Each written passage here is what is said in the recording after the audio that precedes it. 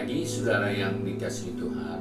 Kita jumpa lagi dalam renungan pagi GPD Bethesda Makassar.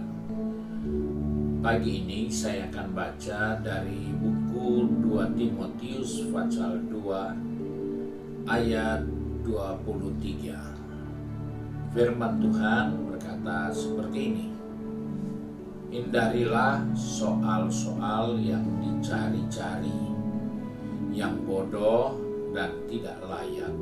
Engkau tahu bahwa soal-soal itu menimbulkan pertengkaran. Puji Tuhan, Alkitab dengan jelas mengingatkan kepada saya dan saudara bahwa di dalam kehidupan ini ada hal-hal yang harus kita hindari. Kita tidak perlu menjadi manusia yang sepertinya super maha tahu, maha mengerti, tetapi ada hal-hal yang harus kita hindari, yaitu soal-soal yang dicari-cari dan yang bodoh serta tidak layak. Rasul Paulus ingatkan kepada Timotius untuk memperhatikan ayat ini, karena sebagai hamba Tuhan muda yang ada di Efesus, ada begitu banyak ajaran yang mempengaruhi pergaulan dari seorang hamba Tuhan ini. Dan begitu banyak perdebatan yang muncul di dalam pelayanan jemaat Efesus. Banyak orang yang hanya datang dan berdebat untuk hal-hal kecil, teori, tradisi, sehingga mereka melupakan inti dari kehidupan kekristenan yang harus mereka jalani. Sebab itu Paulus katakan hindarilah, karena kalau kita tidak menghindari, kita akan sibuk dengan nafsu untuk mengejar keadilan yang kita sendiri harus kita kerjakan, tapi kita lupa. Kita hanya hidup dengan nafsu. Kita tidak setia, kita tidak punya kasih, tidak bisa berdamai dan dengan hati yang murni untuk menghadap Tuhan. Karena kita terjebak dengan soal-soal yang dicari-cari. Nah, hal ini penting untuk menjadi nasihat buat kita dalam pengiringan kita kepada Tuhan, bahwa ada hal-hal yang tidak penting yang harus kita hindari dan harus kita perhatikan apa yang penting bagi kehidupan kita di dalam Tuhan. Karena itu dikatakan di sini hal-hal yang bijaksana yang harus tampil dalam diri orang percaya. Karena ketika hal-hal yang baik itu tidak muncul, maka kita terjebak dengan nafsu orang muda yang ingin bertikai, yang ingin ribut, yang ingin cari masalah untuk hal-hal yang tidak penting. Salomo pernah berkata dalam Amsal 26 ayat 4, jangan menjawab orang bebal menurut kebodohannya, supaya jangan engkau sendiri menjadi sama dengan dia. Jadi kita tidak perlu jawab gaya anak muda, pergaulan orang muda, pergaulan orang-orang yang terbawa oleh hawa nafsu, karena kita akan menjadi sama dengan orang itu. Orang bijak tahu kapan harus bicara. Orang bijak tahu kapan dia harus diam.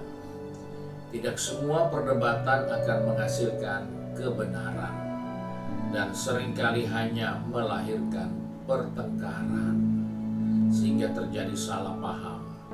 Karena itu dalam hal ini kita bersyukur Rasul Paulus sudah pernah mengingatkan kepada seorang muda, Timotius, sebagai hamba Tuhan muda yang mengembalakan di Efesus, supaya dia hati-hati, jangan sampai terjebak oleh perdebatan yang dicari-cari, yang tidak penting, yang bodoh, yang merugikan.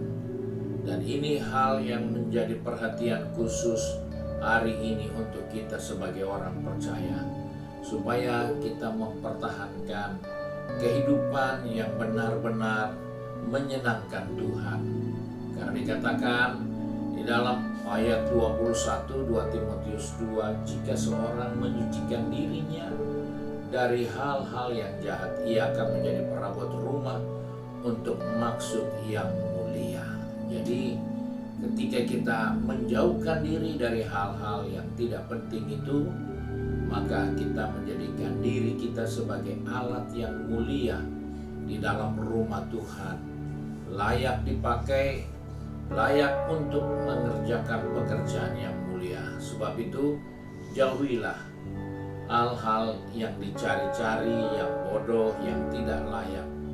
Karena yang harus kita usahakan, kejarlah keadilan, kesetiaan, kasih, dan damai sejahtera. Ini yang harus diperhatikan dalam perjalanan kehidupan kita. Kiranya hari yang baru ini kita sudah dibekali dengan nasihat firman Tuhan. Jangan terjebak dengan hal-hal yang dicari-cari yang bodoh. Tuhan tolong kita, mari kita satu dalam doa. Kembali kami datang kepada Bapa di surga dengan mengucap syukur. Karena hari ini Tuhan mengingatkan kepada kami, supaya kami tidak konsentrasi kepada hal-hal yang merugikan kami, yang bodoh, yang tidak berguna. Tapi Tuhan tolong kami supaya kami membangun kehidupan yang benar-benar adil, yang benar-benar setia dan bersungguh-sungguh mengasihi Tuhan. Sebab itu Tuhan pegang tangan kami, atur langkah kaki kami, anak-anakmu yang sudah pergi bekerja, berbisnis, studi, maupun sudah sibuk dalam kegiatan di rumah tangga, maupun dalam pengabdian. Tuhan tolong kami agar kami tidak terjebak dengan hal-hal yang bodoh yang dicari-cari orang. Terima kasih Bapa. Kami percaya Engkau beserta dan menuntun kami sepanjang hari ini. Di dalam berkat nama Tuhan Yesus Kristus, hamba berdoa dan mengucap syukur. Haleluya. Amin. Puji Tuhan. Tuhan Yesus memberkati kita dan selamat pagi.